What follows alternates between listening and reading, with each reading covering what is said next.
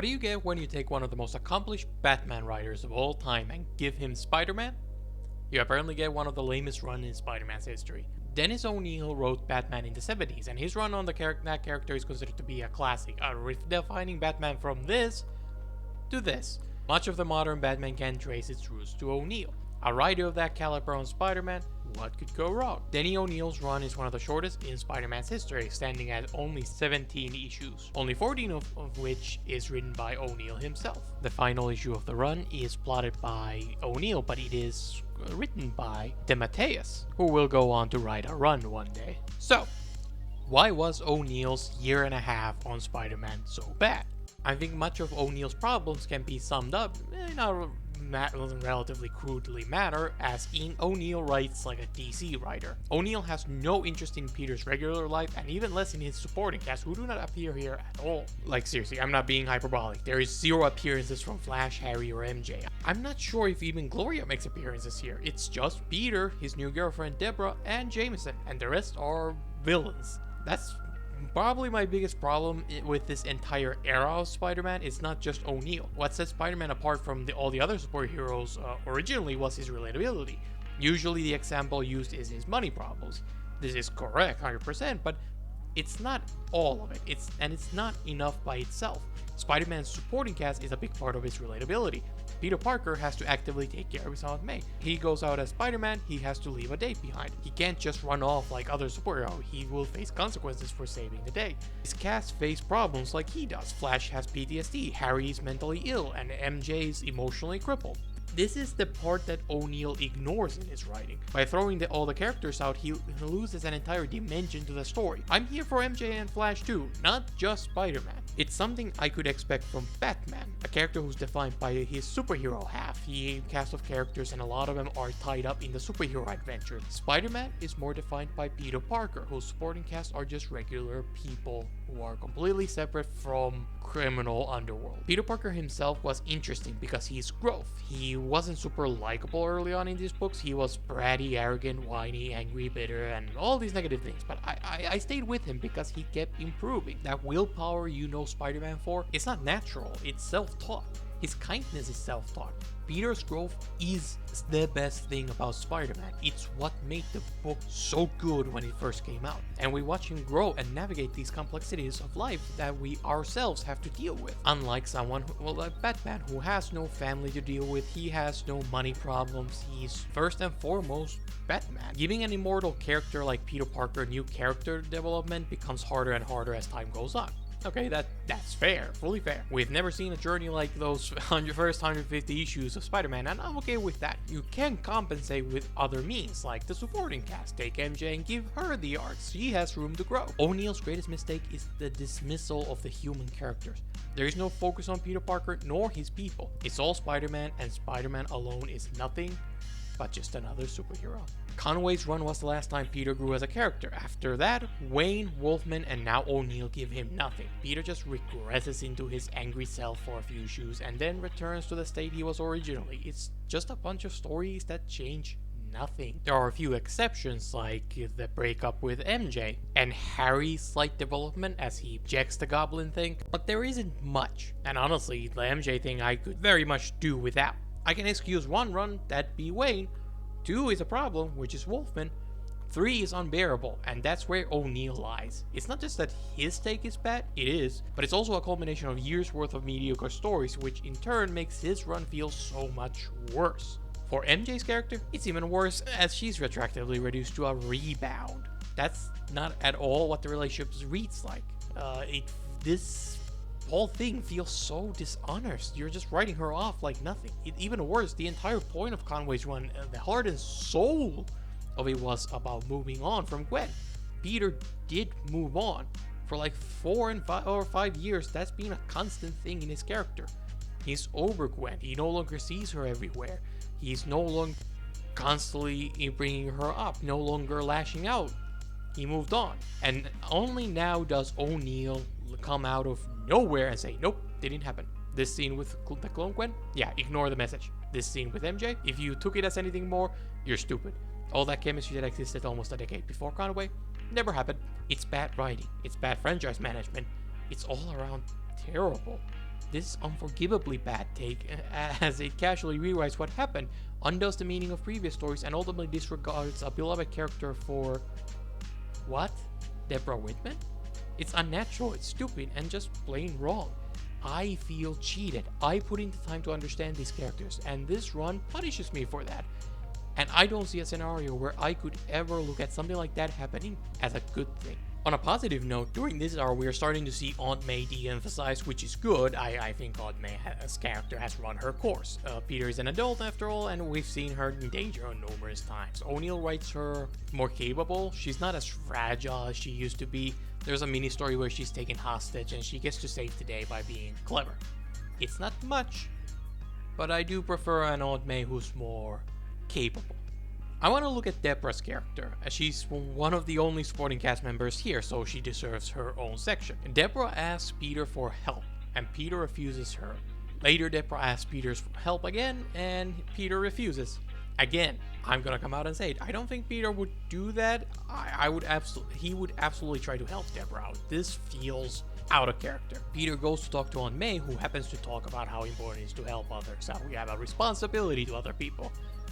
And only does Peter go out and help Deborah out. Thanks for reminding me, with the great power comes great responsibility. I guess Peter kind of forgot about Uncle Ben and all of that. For the Heartburners, is this the first time with great power comes great responsibility line is phrased this way? Because originally it was there must also come a great responsibility. Is this the first time must also was first dropped? I don't remember if they changed it before this, but it would be cool if that was the genesis. O'Neill adds a neighbor who is super attractive, so Peter gets the hots for her. He goes on a date with Deborah, and all he can think about is the neighbor. Deborah remarks on how excited Peter is. He kisses Deborah while probably fantasizing about his neighbor. Later, Peter will watch TV with this woman. After losing a battle with the Frightful Four, Peter goes to the neighbor to seek tender love and care. And then later it's all revealed this woman is a supervillain, Lyra, a Namor villain, and she put Peter under her spell. I'm gonna assume that's her literal superpower, like an actual spell. So Peter's not a complete scumbag here, so that's good. But I'm gonna criticize the storyline anyway. Like, why do we do this storyline? What is the point? I'm not sensing any significant theme or lesson here. Peter has no choice in the matter, so there's nothing for him to learn or do differently. He's the victim. It doesn't really tie into any major point like Conway does with Theme of Grief or something. Why did we add this here again? It feels like 80s version of rage bait. They made Peter act terribly only to go, gotcha, don't you feel stupid for being mad? Like, I certainly felt stupid reading that. You'll notice that Deborah isn't the focus here. She's just a tool for tension. Will Peter cheat on her? Keep reading to find out. I'd love to know more about her, and I'm sure there will be more about her in Spectacular Spider-Man. That does not excuse lame writing here. She never had any role in Amazing Spider-Man before this, so O'Neill just begins his run with these two on a date out of nowhere. It's terrible reading experience for Amazing Spider-Man, and that's completely fair to criticize. Go read another book is not a retort for underwhelming characters. Deborah's personality is that she's anxious and eager to please. She's desperate for Peter's approval, and that's kinda it. The cheating story is playing on that insecurity, but it's not like she finds out or confronts Peter over it, or has a crisis or has to grow. It never goes anywhere. Just that Peter might hurt her. O'Neill does nothing with Deborah. She gets no development, granted neither does Peter, nor does she contribute anything. She's no MJ, she's not even Gwen. Deborah is a Betty. There's more humor about women's bodies during this run. Hydro Man appears in someone's shower, or Peter will catch a model midair. Is it you, O'Neill? Did you write in the script make women attractive and take away their clothes? Or did the artist go rogue and add those details in? It's not just gags either. The women in general are far more seductive than before. They wear less, their poses are more suggestive, sometimes for a purpose, but we even get Moon Knight's girlfriend in a nightgown, an implication of blackgammon. Spider-Man wasn't this hot before this run. It's getting noticeably spicier, and I don't really know how I feel about that. Black Cat was spicy, but she was also a good character. This is different. This is not character. The jokes about women were a lot more rare. There's like a scene where MJ's taking a bath, and you know, it's like you get a glance at her feet or something, but it's a lot rarer, so it felt more tasteful. And even there, you see a lot less of the body. It feels less like ogling. Like the best way I can describe how I feel about this during this O'Neill's time is that I feel like I'm staring. While when I read something like more modern, like Ultimate Spider-Man by Hickman and Giacchetto, there I feel like I'm appreciating. You know, Sandman is hired to be part of the Frightful Four. Then they try to fight Spider-Man. There's this big fight, and we get this panel. Sandman violates Peter with a proper sandfist. No point, just wanted to share this image in all its glory. Other villains of O'Neill's run include Mesmero, lame, Fusion, lame, Frightful Four, a lawsuit, Namor, a misunderstanding, Grey Gargoyle and Jonas Harrow, lame, Ramrod, whatever, and Super 8. Should be called Super Lames, am I right? The worst one is by far Kraven. What did they do to my boy? Here, Kraven is sad about losing to Spider-Man, so he kinda just gives up. He'll no longer hunt Spider-Man. Calypso, another villain, then tells Kraven he's a Kraven, and Kraven's like, who you calling Kraven? And then Kraven runs off to fight Spider-Man. Male ego is a natural direction for Kraven's character. He's the greatest hunter who cannot accept loss, so the idea works out well, I think, but O'Neill makes Kraven look way too weak. He's too childish, and he's just kind of straight up stupid now. He comes across like a schoolboy, like a teenager, not like the world's mentally ill hunter. There are good villains too, of course. This run includes the first appearance of Hydro Man. I like Hydro Man. He and Sandman team up and they do a King Kong homage. It's good stuff. Speed Demon was fun. Speed Demon is some speedster. I think it's an Avengers villain. Never seen him before, but he's really fun. He has a quick mouth so he can match Spider-Man's banter, and speedsters usually look really good when you put them on page. They just really fit the comic book media, so it's a super fun issue. And that's all the good stuff. O'Neill ditched the supporting cast to focus on a bunch of D-tier villains.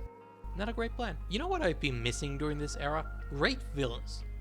Not as in quality, but as in that next level threat. Kingpin, Green Goblin, Doc Ock, Jackal. Those are the greats I'm talking about. Someone who pulls the strings from the shadows and push the heroes further than ever before. Wayne, Wolfman, and now O'Neill all lack that element. These are just mundane, day-to-day adventures of Spider-Man, which is what most of Amazing Spider-Man is, but I think you need the exceptions in there somewhere. Not all stories can be the biggest stories out there, but there should be at least one story that is. It's been like 50-some issues since Jackal was defeated. After that, the biggest overarching villain we got is like the third King Goblin. He's nowhere near as interesting as the previous two, so it's not enough to really satisfy me. And then there was Jonas Harrow, who was cool, but he was purposefully a small fish by design. Not that great, kind of great that I'm talking about. Also, O'Neill works his magic and turns Harrow into a muscle for another villain, so Harrow's now officially a lesser D-tier villain. I crave something bigger by now, and O'Neill is definitely not delivering on that front. It's one of the reasons why this run, and honestly the whole era, feels so lackluster. It lacks those real heavy hitters. O'Neill's run doesn't accomplish much, but it does introduce us to two things. The iconic character with the hit movie, Madam Web. She does basically nothing. And the other thing, this is the first time John Romita Jr. gets to do a real run. He did a single issue on Spectacular Spider-Man before this, but this is his first time as a lead artist for a Spider-Man book. Romita would go on to lead more runs where he creates his own iconic style. This run is before that, so his style does imitate his father's style. Junior's art is clearly inspired by his father. I think Junior does a great job overall. I like his shot choices, and I think he does a good job of telling the story. I did love these panels with the prison break. The heavy shadows, the rain, and the faces are probably my favorite work from the run. Something Romita would go on to use in his Daredevil book. More fleshed out there. It's kind of almost like a proto version of that. You can see a little hint of that future style. In the same issue, he has panels like these. Like, I don't have much to say, it just looks kind of bad. Romita Jr. does a good job overall, but you can tell he's still finding his footing. I do know O'Neill's run is bad. More than anything, it's just boring to read. Nothing significant happens. The villains suck, the plots are stupid, the characters I want to read are not there. O'Neill's run is frustrating, and you should skip it unless you want to read all of Spider-Man. Conway had one of the best runs of all time, but the era after it has been long and it has been kinda weak. 5 years of underwhelming stories has left me hungry for something more, something exciting, a run with iconic stories. I want a writer with a sterner hand on the wheel. I want something spectacular. And you know what? I might just get that.